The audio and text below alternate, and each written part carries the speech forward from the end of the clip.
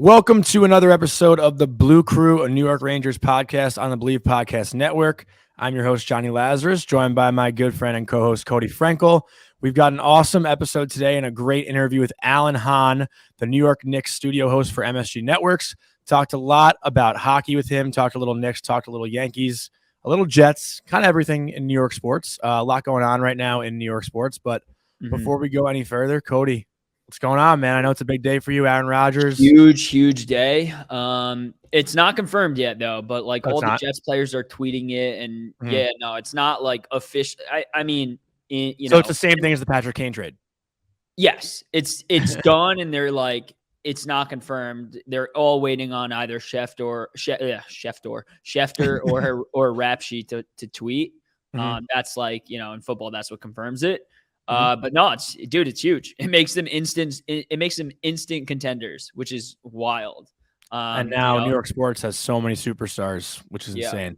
Yeah. So I'm very excited. And, they're making this move to try and win a Super Bowl in the next 2 years. Like, that is what the move is for. Can they get it done? Like, he's definitely talented enough, but, he had a bad season last season. So it's like, is that a decline or was that just a bad season? Because everybody has them. So it's going to be exciting. I think it's really good for the team. They deserve it. And I'm fucking stoked. Definitely a super fun time to be a New York sports fan. We talk a lot about that with Alan Hahn. But before we get any further, I want to talk about a brand that is near and dear to my heart. There's a store right on my block, and that is Faraday. I've officially become an ambassador for Faraday. It's my favorite clothing brand, and I've struck up a deal with them, a partnership with them that I am going to offer to our lovely Blue Crew listeners. But I do want to talk a second about the company as a whole. Faraday is inspired by the sun and waves. It's a family brand that's all about guaranteed for life, high-quality clothing, and legendary comfort and good vibes.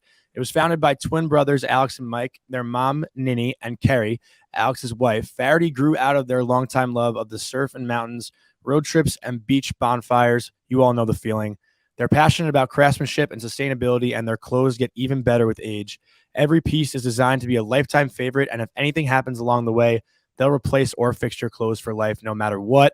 Faraday has the perfect mid-season layers for spring, like the best-selling soft and stretchy Legend sweater shirt that has thousands of 5-star reviews.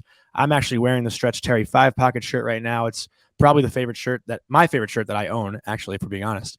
I know you'll find something that you love at Faraday, and the hype around their comfortable clothing is real. I literally wear Faraday almost every time I go to a bar, on a date, even Ranger games, or when I'm doing a skate with BR Open Ice, I wear the Faraday shirt jacket. I'm a big shacket kind of guy. So right now, Faraday is giving all of you lovely Blue Crew listeners 20% off on every order. You heard me. That's 20% off on every order. Just head to FaradayBrand.com and use code Lazarus20 at checkout to get this deal.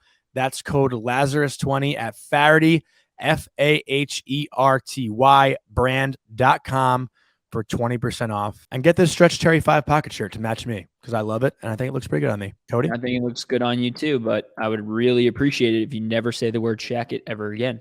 Well, that's not possible because shackets are my favorite clothing item. And for people who don't understand, it's a shirt jacket. Pretty obvious. I think we all got it, my friend. Been a crazy week with the Rangers. They haven't looked their best. They haven't looked their worst. A lot of love, a lot of hate right now going on in Ranger land. Cody, overall vibe, we don't need to dive too deep because we have a lot of fan questions. We have literally a shit ton of fan questions to get to, and a lot of them address what we're going to talk about. But right now, just you and I, no fan questions yet. Your overall vibe on the week, the team, Kane, Tarasenko, where's your head at? It doesn't feel great, honestly. It doesn't feel great. I'm not in panic mode or anything. I mean, we rattled off a couple wins. We're playing okay, but I don't feel great. We have one regulation win in our last 12 games. Like, that is not good. So that's it. That's it. Yeah. Cutting it cold right there. Yeah. I mean, listen, I don't think anyone right now can pause or can say they have a great feeling about this team. If there's one positive takeaway, I thought Igor played great against Buffalo. He's kind of looking back to form a little bit. That's definitely a positive. I mean, Patrick Kane has been producing a little bit here and there. That's also nice to see. I mean, the 3-on-2 goal the Rangers scored against Pittsburgh where Kreider had to finish. Patrick Kane has the net drive that, takes the defenseman with him to leave Kreider wide open. So Kane has done some good things. He hasn't really been all that bad. He hasn't been all that good. But, there is still 15 plus games left in the season, a lot of time to figure it out.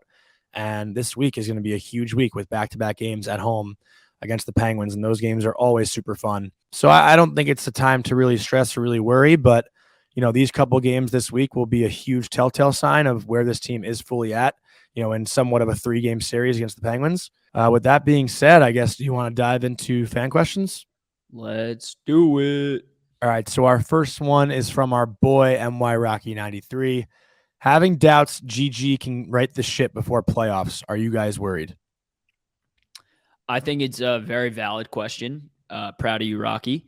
And yeah, I mean, it's safe to be a little worried. There's a lot of line changes that have been going on lately. They just made that dramatic change to the power play, and it's done pretty well like the past couple games, but they still haven't found their groove, and they're inconsistent. They're these close 2-1, 3-2 games in overtime, and it's not a great feeling. Like even though you're winning, like, yeah, of course you're excited in the moment, but it's not a great feeling. And they have 16 games left this season to figure their shit out. That is not a lot of time.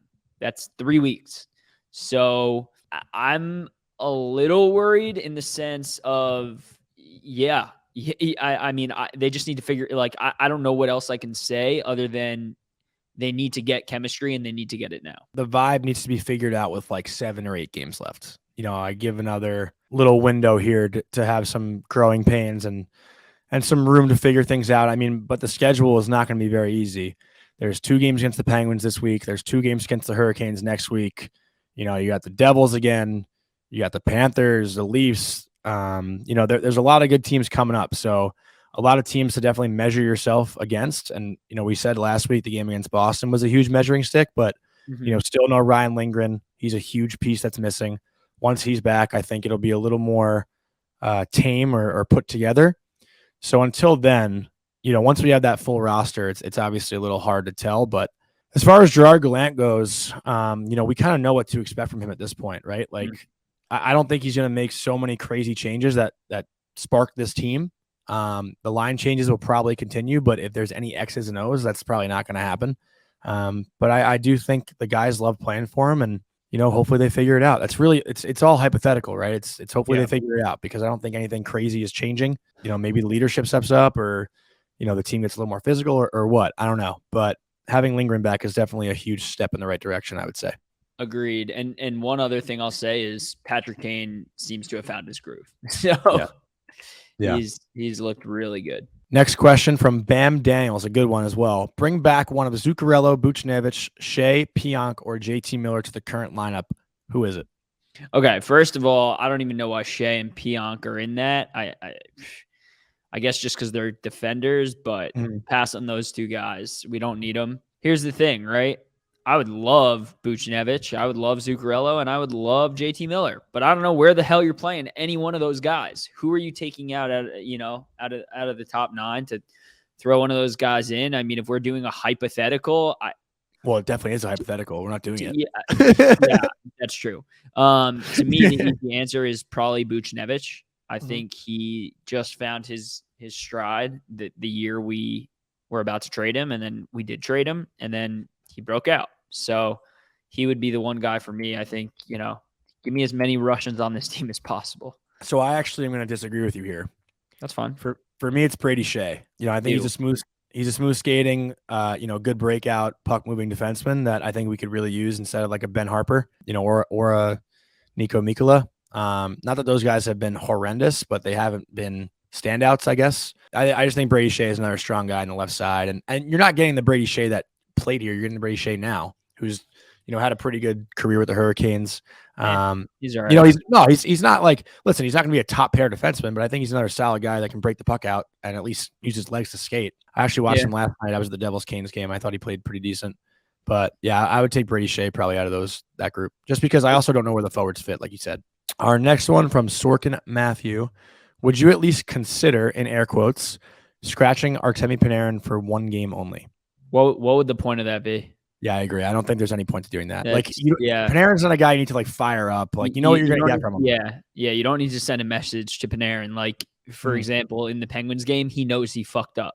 He literally spurned the media and went right home because he was probably so pissed off. I don't think scratching him would do any good, other than like cause a rift in the team. So yeah. I completely agree with you. I think if anything, it'd be like a media stunt or something, just to cause some ruckus. But yeah, I don't think scratching Panarin really will do anything. It's not like he's going to come out and like throw the body and fight somebody. Right. You know what you're getting from him. The next one from Eric Weinberger 5, Laffy and Kakko must score more, right? So just to give a little heads up on that, in the last 10 games, Alexis Lafreniere has 4 goals, 0 assists. Philip Hedl, he wasn't included, but the kid line will just include anyway.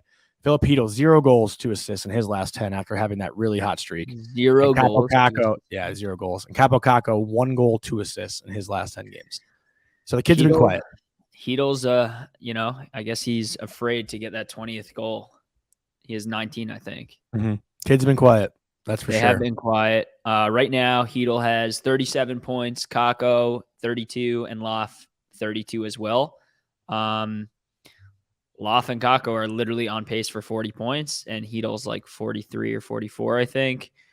Yeah, they got to produce more, right? When that kid line was going, we were buzzing. But when we're having a third line on this team that's just not there and producing 4 points total out of that line over 10 games, like that's not good for anyone. That's why we are winning these games or losing these games scoring under 3 goals. We need that line to start scoring goals. It's also just really scary that like Barclay Goodrow is right up there with Lafreniere and Kakko. Oh, totally scary, dude. Yeah. That's insane. Like, listen, he's 7 points behind, but it's close enough. It's close enough for me. Like, they should be, they should be worlds ahead. They got to score more. That's it. All right, let's go into the next one from Pat_Bone4. After a stellar performance by Shesty on Sunday, are you optimistic about the playoffs? I need to see more than one game. I want to see him play. There's 16 games left.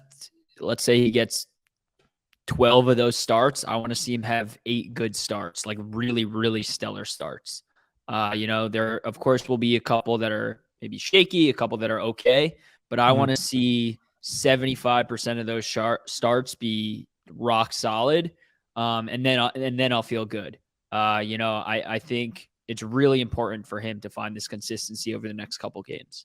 I completely agree. And just to read out a little stats in that game, he stopped 32 of 33 shots for a .970 save percentage. And in his last 7 starts, Shesterkin's got a 3.09 goals against average and a .885 save percentage. So not his best stuff, but hopefully that performance does get him in the right direction. He definitely kept the Rangers in the game the entire time. It wasn't their prettiest effort, but Panarin finds a way to score the overtime winner. And, a lot of it is thanks to Igor. But yeah, definitely optimistic about playoffs. It's Igor Shesterkin.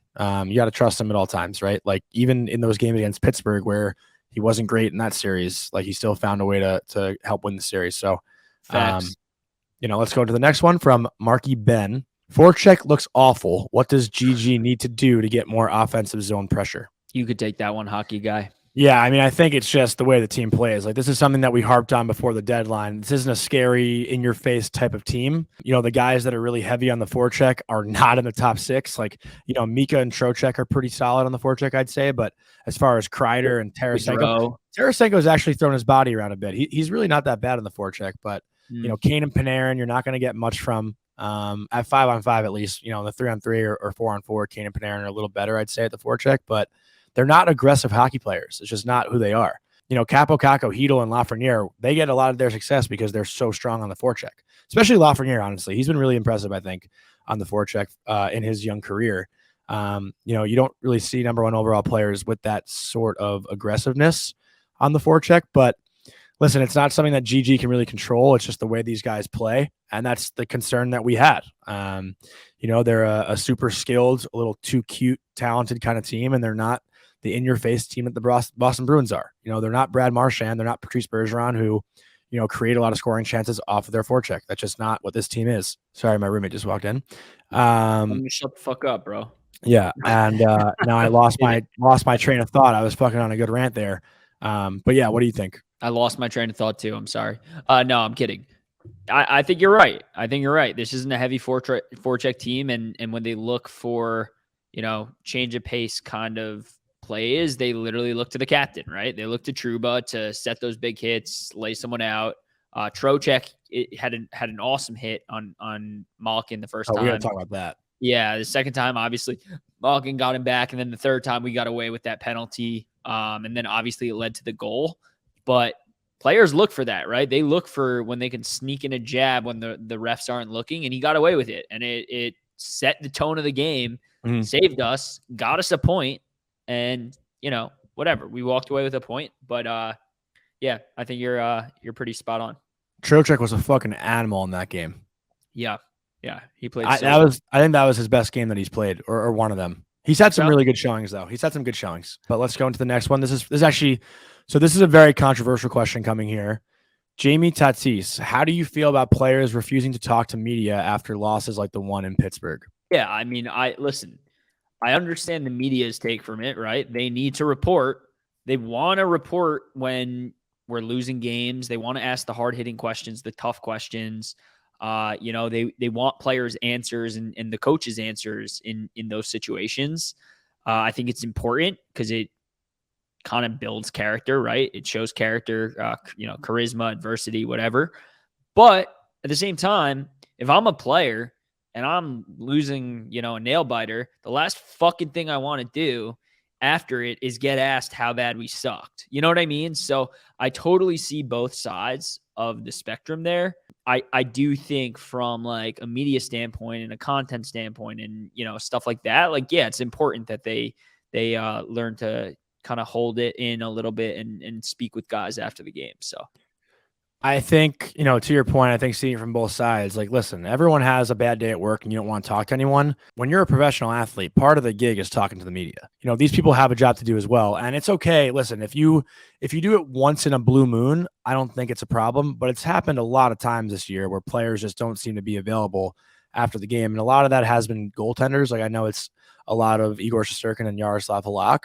At the end of the day, the media members are there because fans want answers and fans want access to these guys that they admire and they love. Like, to so many young kids and even some adults, like the Rangers are their heroes. And, when things go right, they should be able to hear why. And when things go wrong, they should be able to hear why. This can definitely not become a trend. And there are a lot of people defending hockey players, and the people that compare it to their fucking everyday 9 to 5, I think are so wrong because it's not the same. You're not constantly critiqued at your corporate job like these players are in everyday life, not even only on the rink, but also in their outside lives. If they're caught at a bar, if they're caught doing something, they're, immediately criticized for that stuff as well. So listen, I think going forward, players should speak. And if they don't want to say a lot, they don't have to. They can give one-worded answers, and that says a lot. Not saying something says a lot. That almost makes it still entertaining too. If, when Gerard Gallant decides to scratch Capo Caco and Emily Kaplan asks him that question, he just goes, nope. Decision to scratch Caco, break up the kids, and bring Dryden Hunt in? Nope. Okay. Well, you told us earlier. Like, I think that's good enough. That's something. Yeah. Both sides can be a little too hard. Like, players can be a little too hard on fans for getting too involved and too engaged and too ruthless. But then fans could be a little uneasy about players not wanting to speak after a game. It goes both ways. But I do think that this can't be a standard. Like, players should have to speak at least 95% of the time after games. And listen, maybe let's just ask better questions. Don't ask the negative questions, ask a positive one or stuff like that. I think there's a lot of improvement that we could do on both sides for this to not happen more than it already is. Yeah, valid. Let's go into the next one from Lauren Khaleesi. And this is an interesting one. Do you think Kane is happy? Do you think the team is happy? It's important to be. Yeah, I do think Kane is happy. I think he's thrilled to be playing for something important and not just throwing away a season like he has the last 3-4 years, maybe even longer at this point. I definitely think he's, happy to be part of something that's ultimately going to possibly bring him a title back, right? Like that's the end goal. Do I think the team's happy? It depends. I mean, I think they're having fun and I think they're, they all like each other, but I think they want to play better. I think it's completely okay to want to play better and, be hungry. I would say they're hungry for more. But yeah, no, I think they're happy. I think they want to play better, and I think they know they can play better. So yeah, I mean, I think they're happy. At the end of the day, they're all playing the NHL for the New York Rangers. Like, you know, whether they win or lose, they're going to be happy. That's kind of, how it goes. Like, there are a lot of NHL players who like couldn't care less to fucking win, to be honest. Like, they're just happy to be there and happy to get the paycheck and happy to have the fame and success. But I do think this team obviously is not as happy as they could be. Like, we've seen them when they're buzzing and all the post-game hugs and all that stuff, and we're not seeing that right now. But I do think, all it takes is one little thing to get the momentum going the other way, and then they'll be happy again. It's just kind of how it goes. But I do think Kane is happy. You saw the emotion when he scored his first goal against Montreal. Love that Selly, the vintage Kaner, like point and scrape ice and whatnot. No Selly in Buffalo, but that goal obviously was a little bit different, not as fancy or nothing worth selling about. But yeah, I think overall they're happy. Let's go into the next one. We got Richie Williams. What line combinations do they need for the top 9 in order to produce more scoring? I think they need to start stacking guys. I think that they don't score enough, and you can want to, put this guy with this guy because it's tantalizing and super exciting. But I think they need to start stacking guys. I want to see Panarin, Zibanejad, Kane. Like, I want to see, or I want to see that line, and I want to see Kreider, Trocheck, Tarasenko. Fuck it, leave the kid line together, whatever. Like, start putting your superstars like on lines together and let them cook. Let them cook. That first line would be nuts. It would be nuts. And to me, it's like a no-brainer. Like, the other lines aren't scoring enough. Fucking put Panarin and put Kane with Zibanejad and let them start scoring 5 goals a game. You know what I mean? Yeah, I mean, I do like how Tarasenko's fit with Kreider and Mika, though. Sure, I think he's been pretty good. They're not scoring enough. They're not scoring enough. They're scoring on the power play, and that's it. The same line is going to be out there for the power play anyways. It's not affecting their every, I kind of like the idea, and I don't want to separate the kid line at this point because I do think when they're buzzing, like, this team is, that's the heartbeat of the team. But, man, I love the way Kakko played with Zibanejad and Kreider in the earlier parts of the year. Like, I don't know if that's the best recipe going forward. That was before they had 2 superstars on their team. 2 more. I know, but even throwing, like, Tarasenko with Hedl and Lafreniere, like, is that a terrible line? I don't know. There's so much room. That's the hard part. Is like there's almost like too many options of line combinations you can do, where it's like that's what makes it more complicated. I don't think Kane and Panarin are going to separate. I do think they could be a lot better. I don't think they need to. Yeah. I mean, I think they're 2 of your most talented guys. I think they just need to put them between, and don't get me wrong, Trocheck's been playing just fine, but I think Zibby can take them to a whole nother level, right? Yeah. So it's like... No, I just think Trocheck is certainly a much better defensive look at forward. the Bruins, dude. Look at the Bruins. Like, they stack their 3 best guys on top of each other, and they're fucking insane. That first line is the best line in hockey. Yeah, I mean, they do some shifting as well, but a lot of that is because of injury. But yeah, like, I mean, also, like, they've had... I mean, their top 6 is pretty fucking good. But, they've had Jake DeBrusk step in on the first line, who's played great all year. Like, he's had a really good season. There's so many things that can be changed in the lineup, but I think it's better to just keep it consistent and see if they can figure it out, at least for the next couple games. Let's go over to Andrew Smith, 1399. Why the fuck have the Penguins been getting every single call their way since 2008? JK, can you two do a bar draft for bars in NYC? Yes, we will do the draft segment today. Will be the bars in New York City. And the Rangers Penguins, okay, this might be a hot take, but as far as rivalries go, you could say the Islanders or Devils, but I think Rangers Penguins. Dude, Rangers Penguins, a rivalry is fucking insane. We went over this in the past, like what teams we hate the most. Yeah, by far, like, it's not even fucking close for me. I cannot stand the Devils and the Penguins. Like, by far and away, those 2 teams. I mean, probably even the Penguins a little bit more than the Devils, just because as I was growing, like, obviously we saw the Devils rings like when we were very young, but the past, I don't know, 10, 15 years, like, the Penguins have been the fucking thorn in my side that won't go away. And they're the team. I cannot stand them. I wonder if Penguins fans feel the same though. Like, do you think they have a rivalry with us, or like, no? Yeah, of course, dude. We're the fucking Rangers, bro. Yeah, but they have the Caps. Like, that's a rivalry. No. I remember during that playoff series, bro, I would tweet something random and 30 Penguins fans would be in my DMs. Like literally 30 just fighting with Mhm. themselves. I'm like, okay. That was fun stuff. All right. Tyler Palumbo. When do we panic? I feel like we can skip this one. Okay. We talked about it already. We don't panic. In 10 games, send us this question again. And we'll see. All right. This is another one we'll probably skip to. Rob Tab 25. When will I be a guest again? And that answer is never. So he was never a guest to begin with. He was when you weren't a host. It was before your time. Big Islander guy. We don't care about the Islanders, so he won't come on. And the last question from Anthony Governale. Besides missing Lindgren, what else do you think our D is missing right now? That's it. He's the fucking catalyst for this team. I think they're missing him, and I think they just need to play better. They need to tighten up. They when teams are in our defensive zone, like they got to work harder to clear the puck. They have to work harder to clear the puck. I think when we are in our opponent's offensive zone, like we're buzzing, like our D is buzzing too. They're all over, they're zipping around, even in the neutral zone. But I think when we're in our own zone, like they're caught sleeping a little bit. And I think they need to wake up. I think they need to tighten up, and they sure as shit need Lindgren back. So yeah. And a lot of that stems from not having clean breakouts. Like that's really what it is. Like the amount of times I see the defenseman just fucking rim the puck around the boards. Like when you're a winger, there is no worse feeling than like going to retrieve a puck that's rimmed around the boards, knowing that the opposing D-man is pinching on you. Like you don't really have much room to make a play.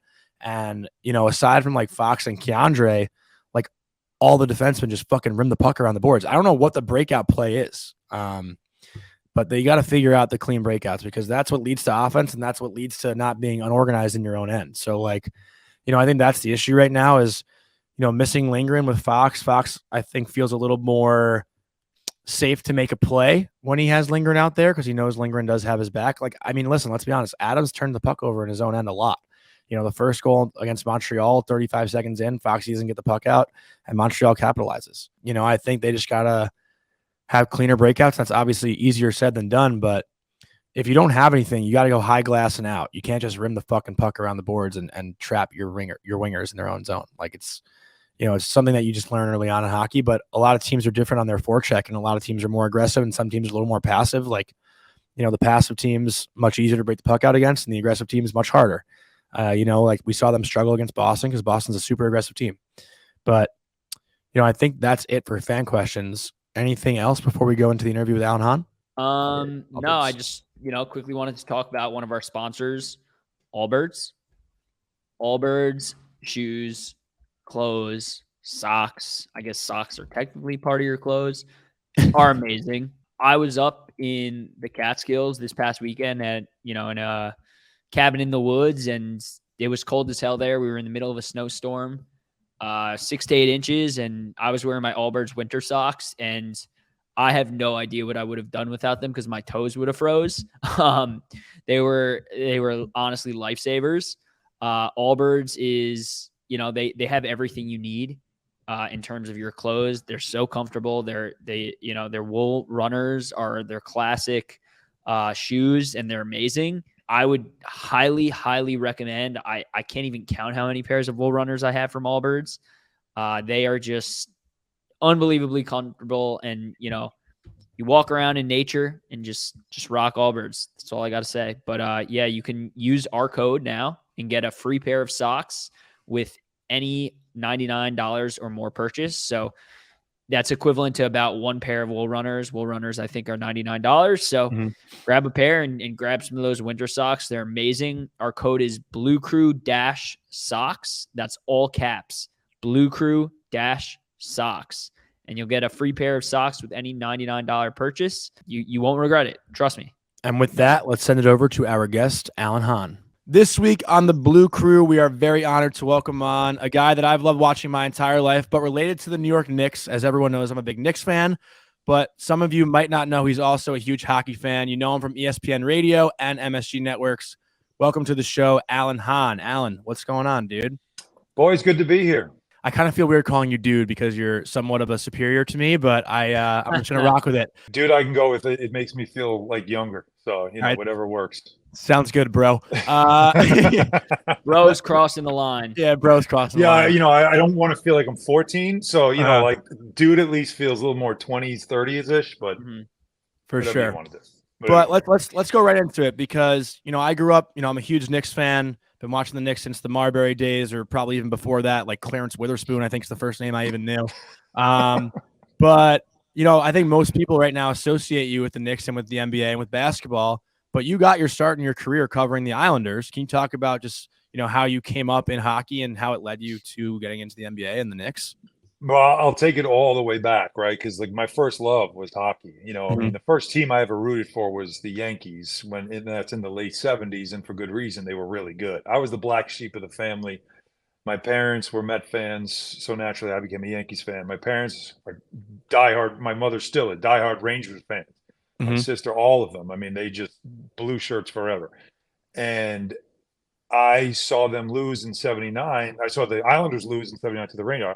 We watched that series. I was a little kid, and I, for some reason, was like, "Hey, we live on Long Island. Like, shouldn't that be our team?" And my parents explained that they grew up in the city and they were more city people, and that was their team. I was like, "Well, you know what? I'm gonna root for them from now on." And that paid off because it led, right after that, they won 4 straight cups. So it was just sort of like the beginnings for me. I played street What a hockey weird on Long Island. coincidence. Yeah, amazing. But hey, look, I rooted for them because they lost. So keep that in mind. I'm not no bandwagon jumper. But we did all the typical Long Island stuff. Played street hockey, roller hockey, all that stuff. I had friends who played hockey.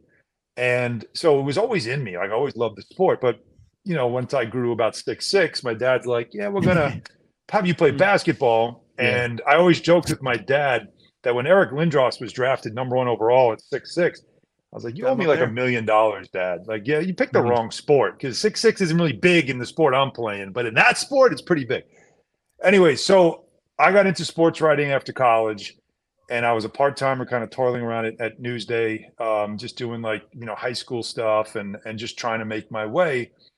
And in 1999, the Islanders beat had opened up, and they offered it to me, and I jumped at it because it was like, for me, like a dream come true. It was something I always wanted to do, is cover that team, but also cover hockey.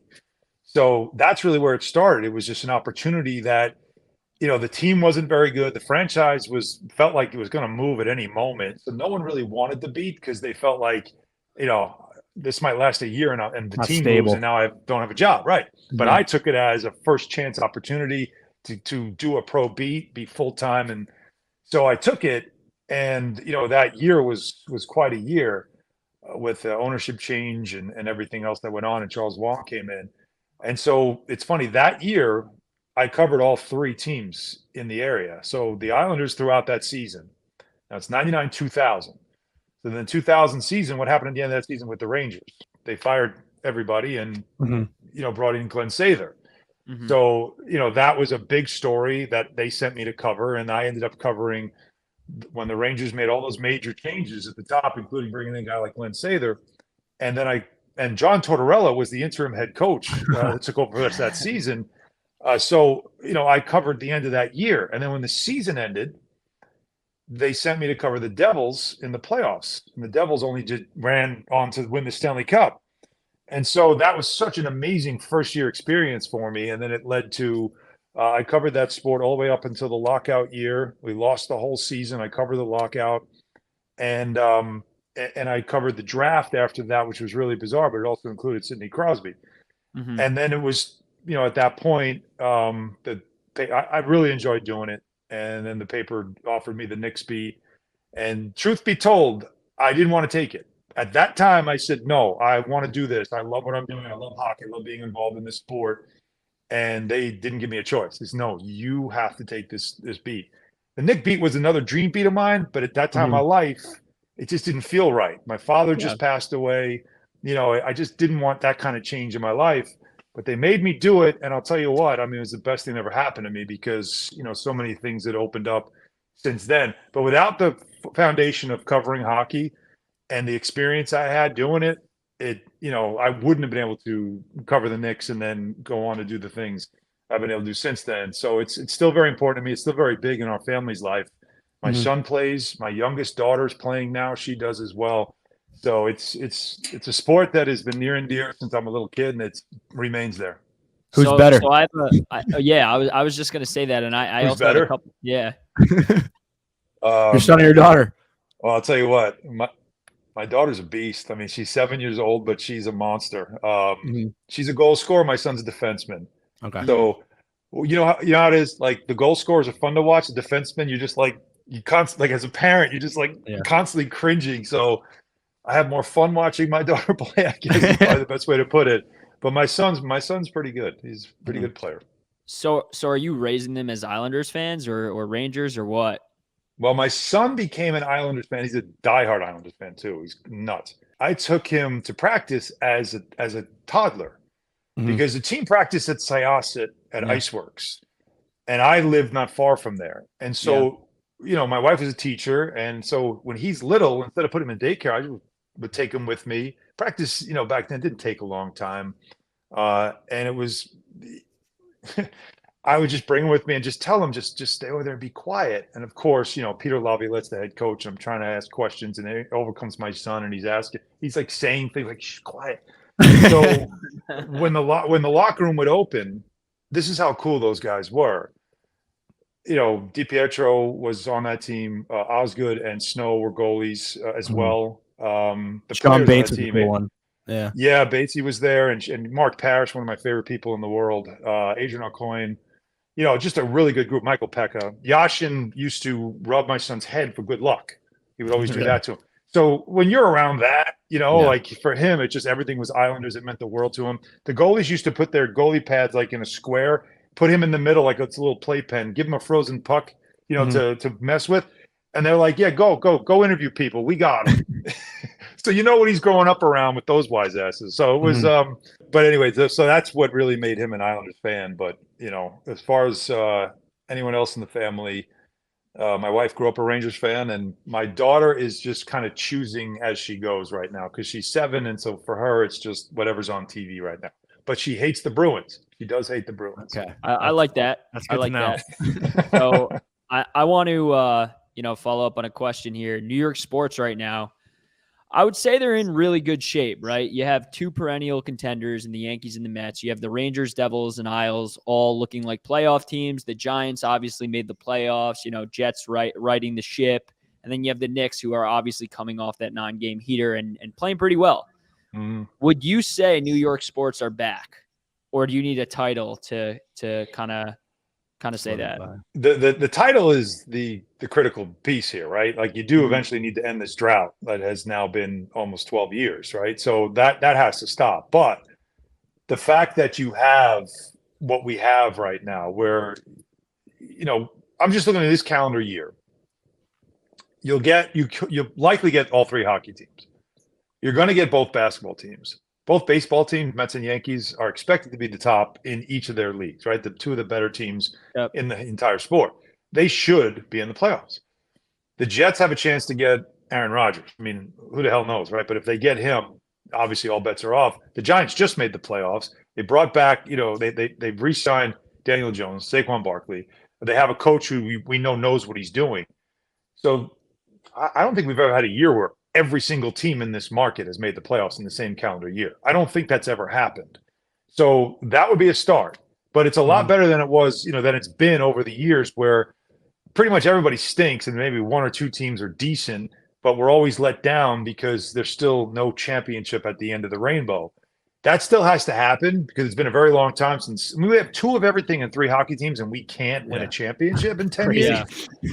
So I'm not going to say we're all the way back, but it's good to see that these teams are actually competitive again. And it's the, almost the entirety of it too. So who do you think is doing it first on that note? Who would be your prediction? That's the classic sports radio question that we are doing these days. It's like, who is the next? Who is the one that has the best chance?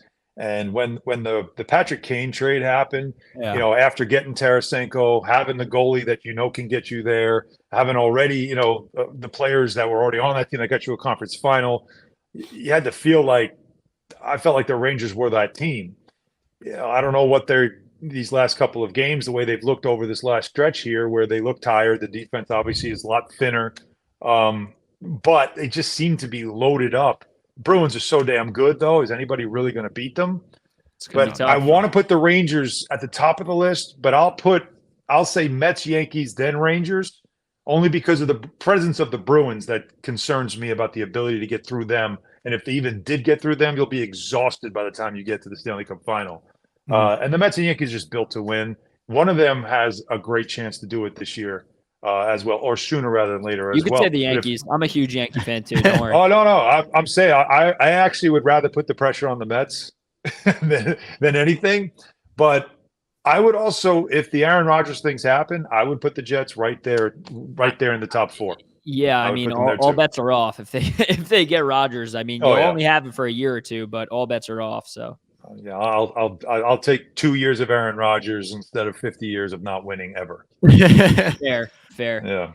I actually want to dive into how we kind of got in touch in the first place, because I had a Twitter thread going like 2 weeks ago about just overall the popularity of hockey in New York versus all the other sports that you just mentioned and all these teams. And Cody and I talked about it last week, how, you know, New York is one of those special cities that has 2 teams to root for in every sport. Like, that's why it's almost fun to hate your neighbor, but like, it'd be so cool if we all had one team to root for. But you stepped into that thread and you defended, you know, ESPN New York and said there are hockey guys on the radio and that, you know, it's somewhat bullshit to think that the radio doesn't talk about hockey. But now that we're heading into this postseason and the Knicks are so relevant and Aaron Rodgers is so relevant because he's coming to the Jets, like, how do you balance talking about the Rangers, Islanders, and the Devils even too, as we wind the season down and head into playoffs right now? Yeah, I mean, let me explain that whole thing first. And I take that stuff real personal because it does piss me off when you get that arrogance from, and I know hockey fans, like I know diehard hockey fans. I mean, I've known I them got all my so life. fucking excited, by the way, when I saw that. Well, I mean, think about it. Like, I understand that you want it to be like it's in Toronto, where we're talking about broken fingers, you know, for 3 hours, right? And then how the Leafs got screwed again or anything. I get it, but we're not going to do that here because in Toronto, how many teams do you have? That's it, right? That's all you got. You got 2 teams. Blue Jays, Blue Jays are in the summer. The Blue Jays are in the summer. Yeah. You're not really talking They're not talking Blue Jays all the winter. It's the Raptors and the Maple Leafs, right? And then they'll get into Blue Jays. But that's not like a big Blue Jays town like it maybe was in the 90s. But here you've got so many teams. Football is king in this country, just like hockey is king in Canada, right? And you have to accept that. Even basketball fans have to accept the fact that on Monday, the Knicks had just beaten the Celtics in double overtime, right? That Sunday night, national TV.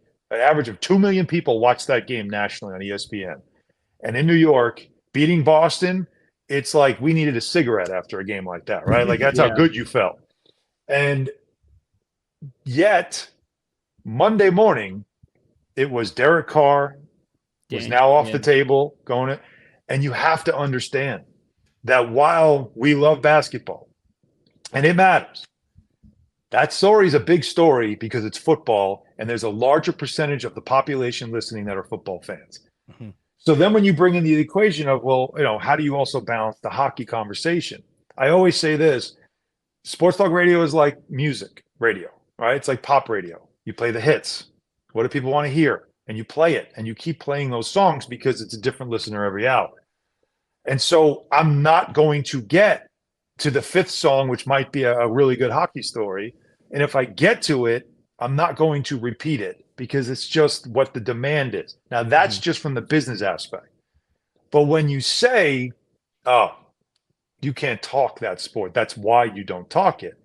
That's when I'm ready to drop the gloves because I look at the people we have on our staff and I'm thinking, let me start with me. The lowest one on the totem pole. All I did was cover the sport for 7 years. All I was on the, I was on the executive board of the Professional Hockey Writers Association, which includes Canada, by the way. Okay. Like, I have covered the entire lockout. I know Gary Bettman personally, right? Like that, like, you understand, like, so start with me. Yeah. But maybe I don't know a lot about the sport anymore because I'm not an embed. Oh, but let me also add that my son played prep hockey. He's a really good player. He's going to play in college, but that doesn't matter either. Right. Then we'll go with Don LaGreca. Don LaGreca, who's been on airways for 20 years in New York on that station. Don LaGreca does pre and post Ranger games and also does play-by-play for Ranger games. You think maybe he might know a little bit about hockey if he's actually calling games in arenas, traveling around the country? He might. But all right, maybe you'll say, no, he's also mid. Okay, fine. He's mid. I love that. Then we have this guy that was a number 1 overall pick in the draft. I don't know. Maybe you've heard of Rick DiPietro. Like maybe you've heard of a guy that, was a top pick, played in the Olympics, played in the playoffs, was an all-star. So is that not good enough to talk hockey? Then I guess we're not the station for you. Maybe instead you should listen to, TSN up in Toronto talking about basically only one team and some rumors. If that's what floats your boat, I can't get you to listen to our station. But don't ever say we don't talk about it because we can't talk about it. That's why I jumped into that thread. Yeah. There's things that you could say we don't do, and I can give you the reasons why. But don't say we can't, because that's when you'll get me fired up. Yeah, no, you got me fired up when you responded. I was like, "Holy shit!" Alan Hahn just jumped into this Twitter thread that I was trying to defend hockey, and what am I? Yeah. Mm-hmm. Well, but still, I mean, you're a player. What do you mean? What are you? You're a player. Like, so you should have every right to defend it. You're a guy who grew up in this area, so you understand what it's like. I grew up at a time where if the Rangers and Islanders played the night before, and God forbid it was a playoff game, when they played the night before, if your team lost, you did not want to get on the bus the next day. Like, I'm dead serious. Like, I'm not making this up. There was a stretch of time in the early 80s to mid 80s that when the Islanders and Rangers played each other and the Islanders lost that game, I knew I was getting my ass kicked on the bus. Like, I knew it because that's how heated it was. And we just had so much passion for that sport. The newspaper was on the back page. And when I was covering the sport, I noticed that as much as I covered it, it wasn't getting the same back page. It wasn't getting the same space in the paper. And I kept asking why. Like, wait a minute. I grew up. This game would have been a back page story. Why is now we're in the winter, but some baseball stories now dominating the back page? How's that? Like, how are we doing this? And it was just they were talking about readership and what people want and all the things, the research they do. And apparently the population of the sport started to wane after 1994. So the Rangers win the Cup. The Islanders were terrible and just got worse and worse. The Rangers were good for a couple of years after the Cup, but let's be honest, that fell apart. And by the late 90s, early 2000s, both franchises weren't very good. Yeah. And when that happens, you kind of slip out of everybody's consciousness. When 15 years prior, one team was winning cups every year, and the other team might have been the second best team in the East at the same time. We just don't have that anymore. And I'd love to see a day where we get back to that, because if those two teams, the Islanders and Rangers, can be the two best teams in the East, and they're like neck and neck trying to figure out who's going to go to the finals, you'll see the coverage ramp up. You'll see the interest ramp up. And then you'll get people all around New York going, who can I listen to that knows about hockey? Yeah. And you'll know where you go. And that's why I kind of felt like I need to say that. No, I love that. Yeah. No, that's awesome. And that's a great point. I want to ask you a basketball question here, and Johnny's probably laughing at me. So off brand. It is so off brand for me. So, growing up, I obviously played hockey. I was a big baseball guy, and baseball, football, and hockey are my sports, but can't hit a layup. But, I can hit a layup, right? I got a nice jumper. But, no. So what are your thoughts on what element Josh Hart brings to the team? He's obviously helped them go 9-1 since they acquired him. So I'm curious. Who gave you that question? Well, he's his last name is so fitting. My buddy Ryan. Like his last name is so fitting. It's like the perfect trade when you think about the way this team plays, and then what they needed, which I kept looking at, like off the bench, like they needed that glue guy, the gritty guy. 50-50 ball, we always get them. When before he came, never got them, right?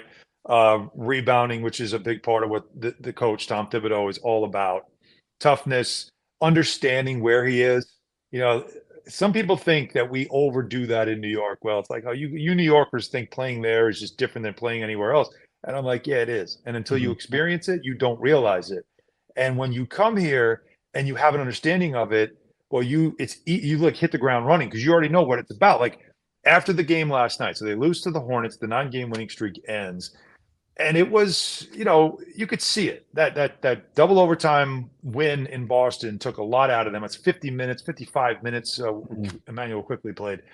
It was like, how are they going to recover from a game like that just one day later?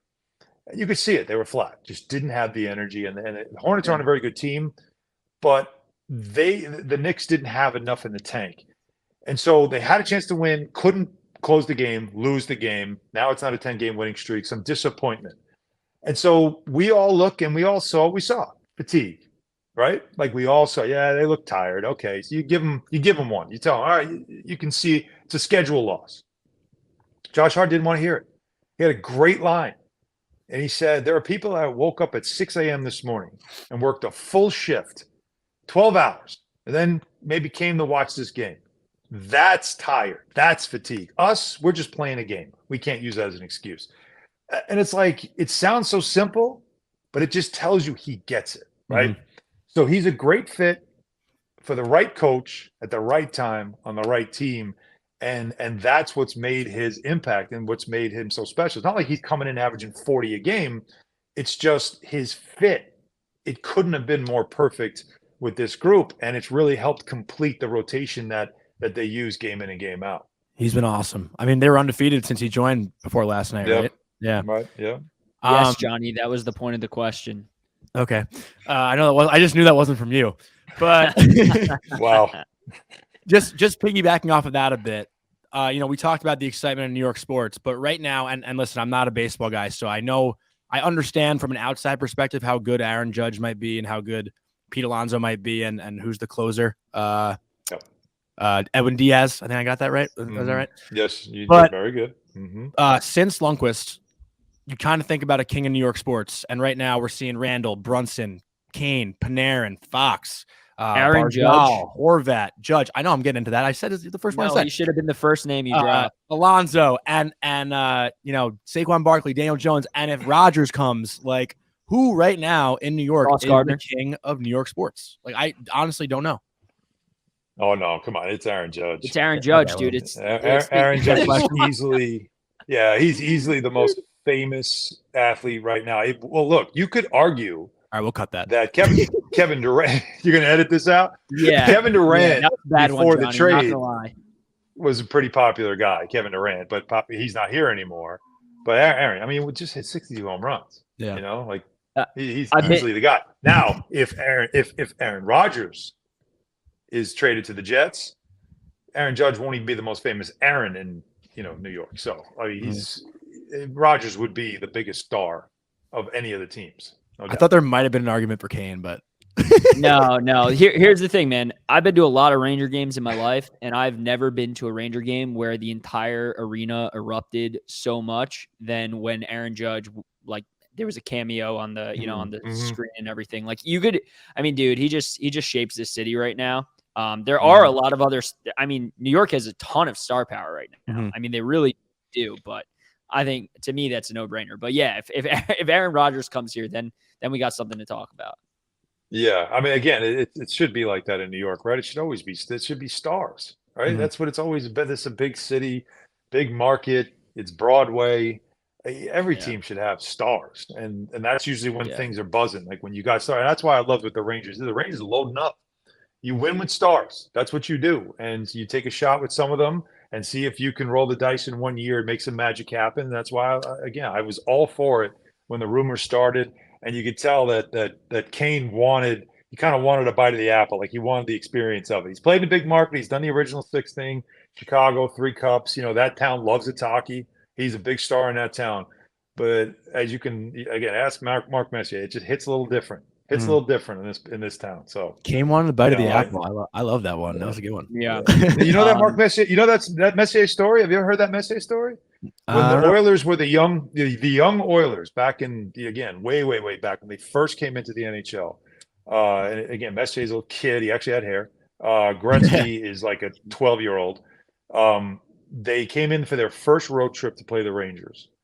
And they were on the bus, and as the story goes, that's Messier's line is somebody said something about, it's the Big Apple. And he was just like, I just want a bite. And that's like, foreshadowing all those years later, and him coming here and doing the unthinkable. That's a good story. Yeah, I Great. didn't know that.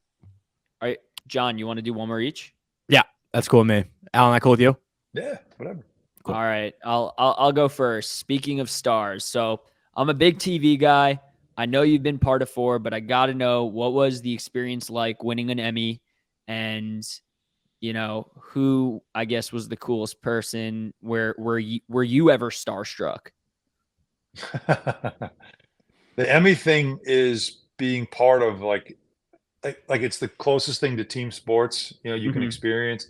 It's one of the things for me, like going out of being in team sports, and then when you're a sports writer, it's really very individual. You're competitive, but it's one-on-one. You're not really feeling team. Then you get into broadcasting and you realize there's a producer, there's a director, there's sound people, there's lighting people, there's other people you work with, co-hosts, and everything you do is like a cohesion. So to see like that awarded, and everybody and all the great work that, and you just feel like you're part of something. Like that was what I liked about seeing an Emmy, like opening a box and there's an Emmy award, going like, holy crap, like what did I do? Yeah. What am I part of? It's a really cool thing. And starstruck, it's funny. When you get into this business, it can hit you early on when you're like in your first couple of years, Right, where you're standing like starstruck. Okay. The very first game, official, not preseason, very first NHL game I ever covered was Islanders at Lightning in 1999. So we're in Tampa. It's the season opener. And we're in the press room, and a guy taps me on the shoulder and he's like, "You want a picture with Gordie Howe?" And I was like, "Sure." Yeah. And so I'm thinking like he must be, somewhere signing autographs and, taking pictures. He's standing right next to me. So I get up, like, oh my God. So I'm standing with Gordie Howe before the first NHL game of my, covering the first game of my life. And we take this picture, and it's hysterical. He's like, because I'm 6'6". He's like, "You're a big guy." And I'm like, "Yeah." And he goes, "You know what we used to do, guys like you? Take him out at the knees." And I'm like, damn, like, Cody's gonna kick my ass right now.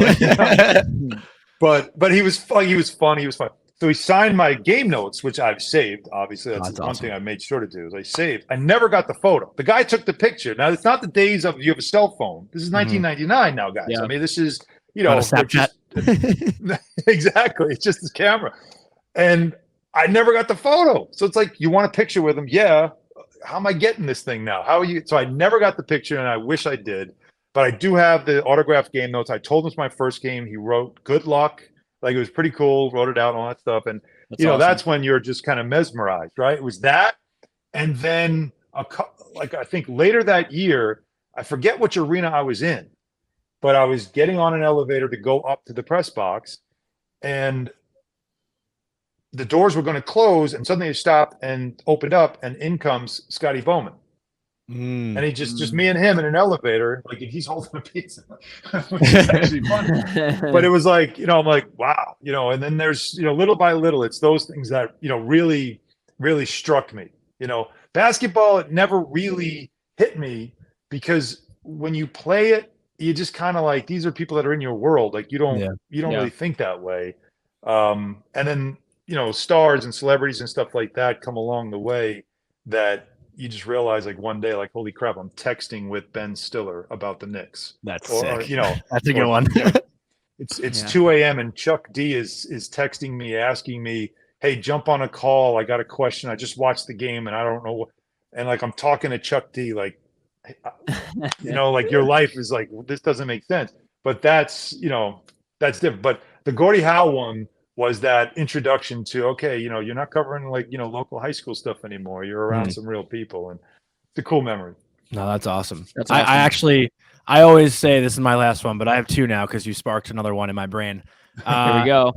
So I don't know if you're a big carb guy, but Cody and I did a draft like last week on our show about our 3 favorite slices of pizza in New York, whether it's, we kind of did the city, but could be Long Island as well. I'm a La Piazza Buffalo Chicken till I die. I tried Linda Street in Brooklyn for the first time, and then Prince Street Pizza for me. Those are my 3.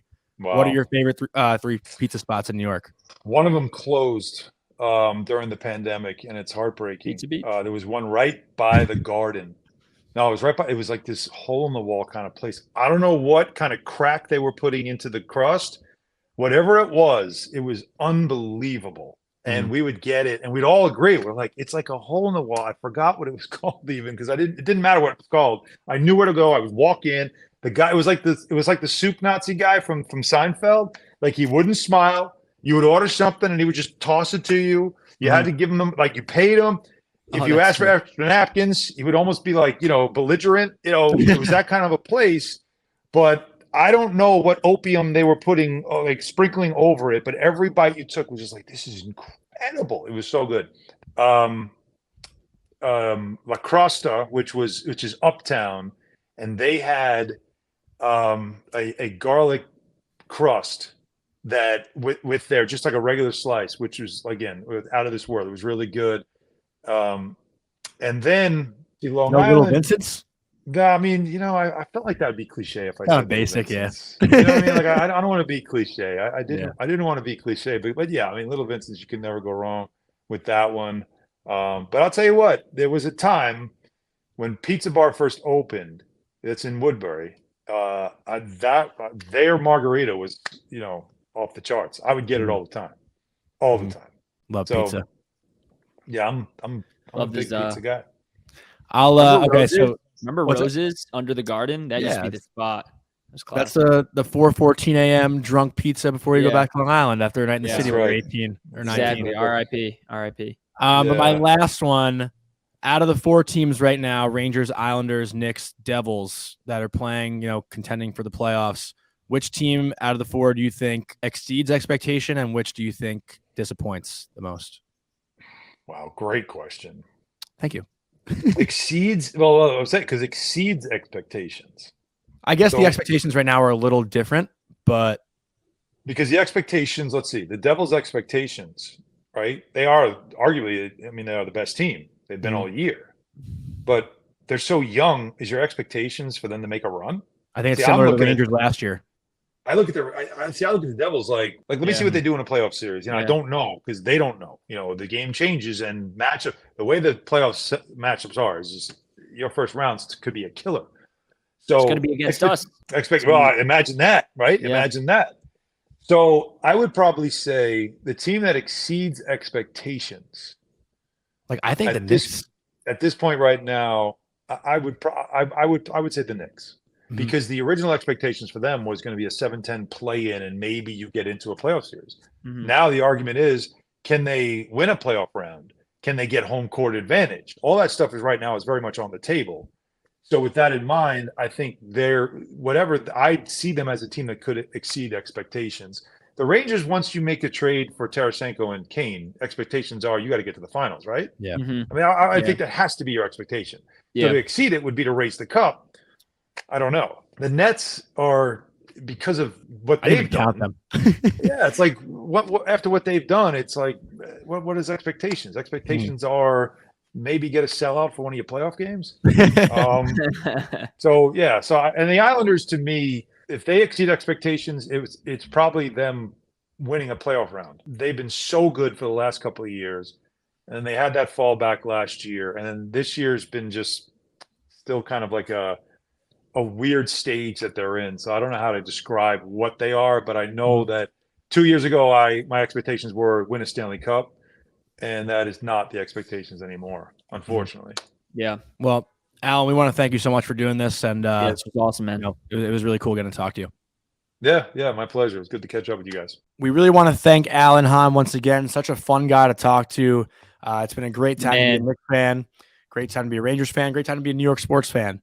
But let's go into this week's draft, which thanks to Andrew Smith, we're going to do bars in New York City. Cody, do you want to take it off for the first one? Yeah, I feel like we got to do like a 5-round draft for this. I'm down. Okay. So does Brooklyn count or no? I was thinking about that because you live there. I feel like we should just do Manhattan, but I feel like I always ride off Brooklyn for you. So if you want to throw in Brooklyn, you can, but don't make a habit of it, sir. All right. So, I've been in New York City for a while, and I've been there. I mean, I've been coming here since I'm a kid, but you know, when I was 21, I'd come here, whatever. So I feel like you get all your different phases of bars. So I'm going to go kind of, you know, my now phase and maybe a little bit mid. So I'm going to start with a rooftop bar that's super fun, and I'm going to go with Broken Shaker. I've heard of it. I've never been. Sick. I've heard it's a And really their good drinks time. are, dude, in the summer, it's popping. Mhm. And their drink, you would love it. You would love it. I started going there when I was like 26, and their drinks are so sick. It is true how you like do have the, you know, the parts of your life or the bars that you go to. Totally. Totally. Cause like Yeah. I had a whole bunch of that I was thinking of, like Hotel Chantel, Sweet and Yep. Vicious, like Public. all those. But dude, I haven't been there since I'm 23. So I'm like, I Yeah. can't say any of those. But then but I feel like once you get like 25 or like, maybe like 26, 27 and up, like I have my bars that I go to that are still fun, but like you could also still go to rooftop bars. So like rooftop bars are the secret, like, you know, the secret sauce. Like if I really wanted to, I could probably go to Mr. Purple and get away with it. Yeah. It's actually funny. Before I say mine, I guess I'll just share a quick story. Like I went to 1-1 like 2 years ago. Yeah, 101's a good one.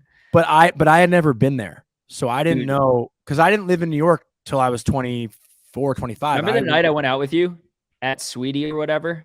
Yeah, that place is fun. I like that Dude, place. I went to 1-1 before that. Really? And I was like, oh my God, I'm too fucking old to be here. Wait, you're going to love this story. So people like forget that I never had that like 22, 23, 24 city experience because I was still in school. But I went to 1-1 when I was like 20, like late 24, I think. And I was talking to a girl and she was pretty cute. And she asked me where I went to school. And I was like, oh, I went to UMass and Mercyhurst and, you know, whatever. I was like, where'd you go?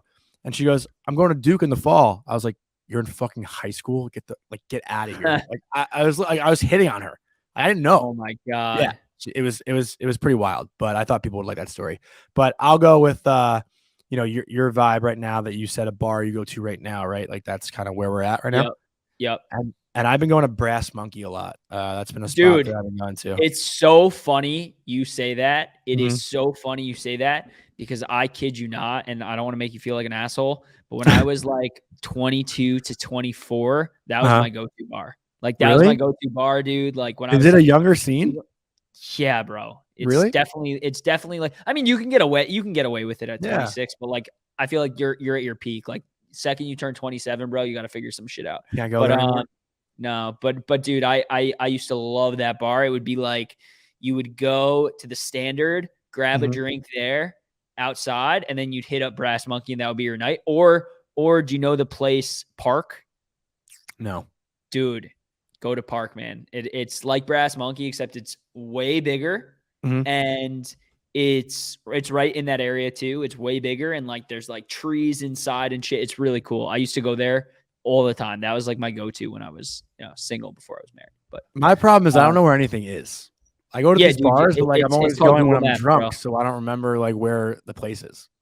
Yeah. Well, right, look up the Park. Look up the Park. Who know? I mean, maybe COVID shut it down. Who knows? But my like go, like Brass Monkey was one of my vibes, but like my go-to spots, like before, you know, I was married and all that shit was the Park and Session 73, which also closed from COVID. Session 73 was such a vibe. But all right, we're getting distracted. All right, Number 2.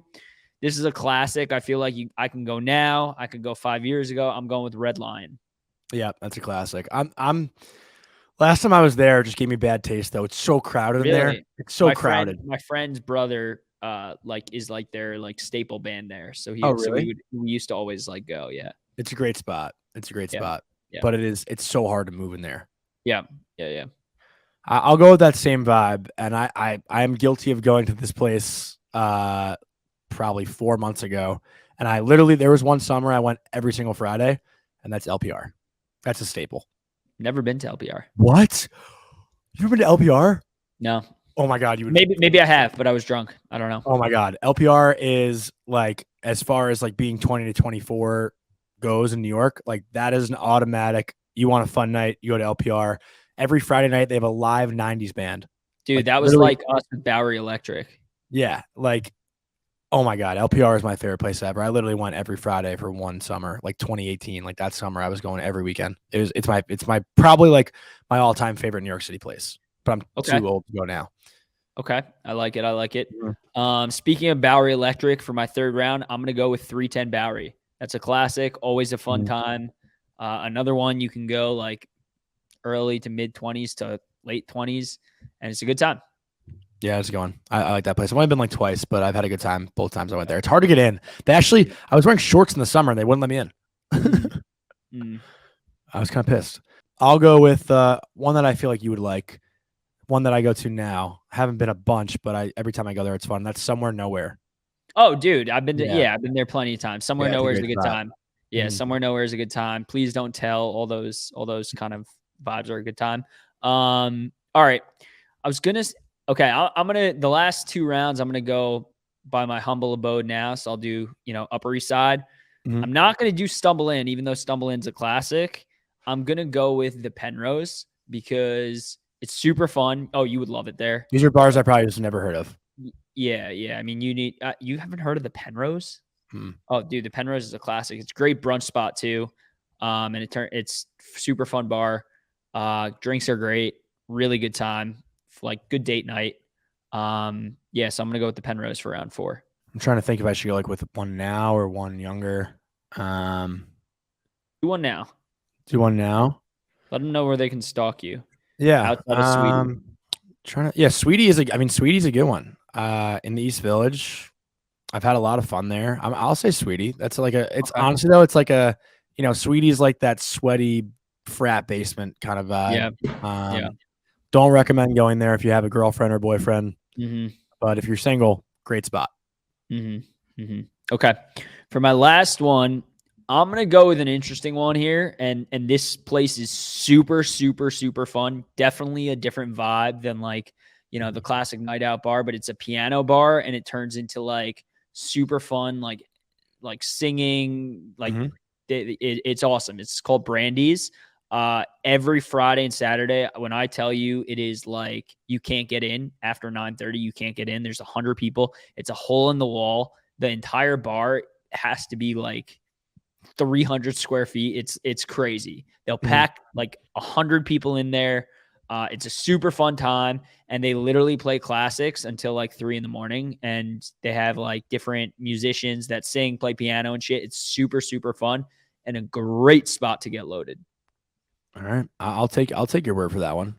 That sounds like a fun spot. We should actually we should do one of these meetups or something in one of these bars at some point. Maybe for a playoff game. First road game. Yeah. Oh, I didn't even say the 13th step. That's like my favorite place to watch sports. Well, you can't say the 13th step as your No, last I one. know. You got to give us a good one. I'm gonna go with Little Ways. You been there? Little Ways, no. I think it's in the West Village, but it's a great. So Little Ways, when I first became single, was like the spot to like start your night. Buy 2 or 3 drinks, meet a cute girl maybe, and kind of just like ride the night out. That's always like where I started my night. And my friend Jack loves it there. It's a good restaurant downstairs and like a nice bar upstairs. So it's got a little bit of both. But yeah, Little Ways is a really fun spot that I love going to. I'll probably go there within the next weekend or two. But yeah, Can you give us a bonus round of a Brooklyn bar? Radagast for sure. It's right next door to me. It's a German beer garden. Place bumps every Saturday. I try to nap on a Saturday and I can't because the band's fucking playing all day and all night. But yeah, Radagast is like an old school German beer garden, like wooden tables. Everyone's standing on them. Like, beer mugs are flowing. Just a great time. Live band, live music. Great overall vibe. Radagast is like my staple just because I live right next door. So highly recommend that. Do you have a bonus round one? So there was a bar that I went to in Brooklyn that was super, super fun. It was outdoors. I went there for a Tailgate, birthday. probably. It Tailgate's a great one. It was. Oh, where was it? Oh my gosh, this is gonna actually drive me nuts. It wasn't. If you said the name, I would know. Berry Park. It's like a what was that? Berry Park. Berry Park. Yeah. How'd you know? Yeah, Berry Park. Outdoor bars, Yeah. So that would be my one, Berry Park. Yeah, it was super, super fun. Good vibes. Really good time. I also want to tell you a story because I like sharing my dating life on here. I feel like we can be a little bit personal. So last week, this is actually pretty funny. You're gonna laugh. Last week, this girl just followed me out of nowhere, and I like clicked on her page, saw we had mutual friends. This is on Instagram, And I was like, you know what? Fuck it. I'm just going to send a DM. I DM'd her at 7 a.m. on Wednesday. I worked out and I was like, I feel good. I'm just going to let this one ride out. Okay. And she didn't really answer. She did answer and then like didn't get an answer like after I replied. So like it's like a week later. I went to Kotobuki with my 2 friends from high school on Friday night. I walk in. She's in front of me in line. No way, dude. How'd you know it was her? Just from the pictures? Well, she was with her friend who I know. And and her friend said hi to me, and I was like, "Oh my god, is that?" I'm not gonna say names. Is that her? And she was like, "Yeah." And then I told my you said that, and I told so I was the first one there to my friends, and I called my friend. And I was like, "Yo, you'll never guess who I ran into? So and so and so and so." Yeah, she actually ghosted me on Instagram last week when I DM'd her, and she was standing right next to me when I said that, and she was laughing. So story gets funnier. Friday night, I go to. No, that's Friday night. Saturday night, I go to this kid's birthday party at some random bar I've never been to. I went because my family friend like wanted me to go. I went with my roommate. Like we didn't know anyone. I'm at the bar buying this kid a drink because I was like the first one there and it was his birthday. And I was like, I'll buy you a drink. Like, thanks for having me, whatever. And first girl that walks in, her. No way, dude. Yeah. What's the chance of this? Dude, never met her in my life. She followed me last week. I DM'd her. I saw her back-to-back nights this weekend. Like, did you do anything about it? So I got her number on Saturday night. I think we're actually going to go on a date this coming Saturday. Question though, did she tell you why she ghosted you? I don't want to give too much away. She was like traveling, I guess, like said she was jet lagged, forgot, whatever. So you're unimportant. All right. It makes sense. Yeah. But she did say when I told my friend, like when I was staying next to her that she ghosted me, she thought it was pretty confident and funny. And I was like, well, yeah, So she actually she approached me on Saturday to talk to me at the bar and then gave her my number, texted her, and then she texted me like, would like to see you again. So love that. Nice little cute story. Maybe we'll see what happens. We shall see. All right. And let's wrap up this week with this week's slate. So we have crazy games. Yes. So today, by the time this episode drops, we got the Caps. And then on Thursday, we have the Penguins. Saturday, the Penguins again. And Sunday, the Preds. So I'm going to start off. I do like how we play against the Caps. You do? Because we fucking sucked against them this year. I know. Got shut out 4-0 last time.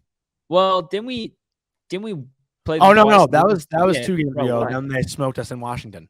Yeah. The Caps have not been kind to us this year. No, they haven't. But yeah, wait, didn't we beat them 6-2? Was that opening day?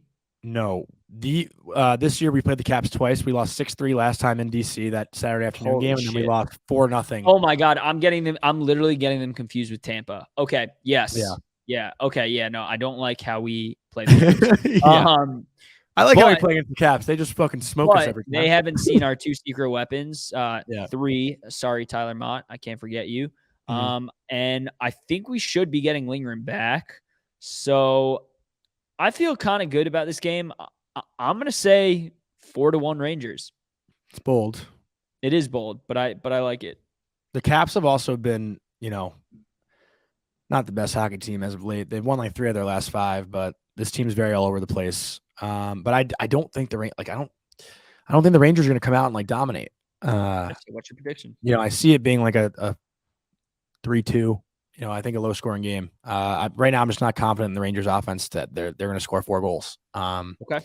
So I'm going 3-2, 3-1, and I'll say the Rangers win, but I don't think that it's like a high scoring game.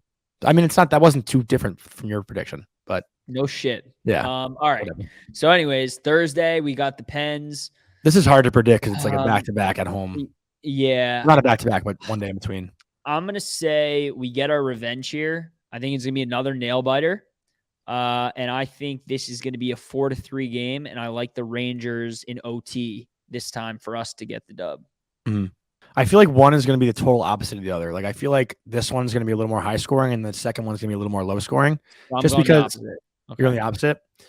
Like I think this one's going to be like I think the Rangers explode here maybe and go and I'll say like a 5-2 Rangers win on this night on Thursday. So funny enough, on Saturday's game, I was going to say the Penguins 5-2. Okay.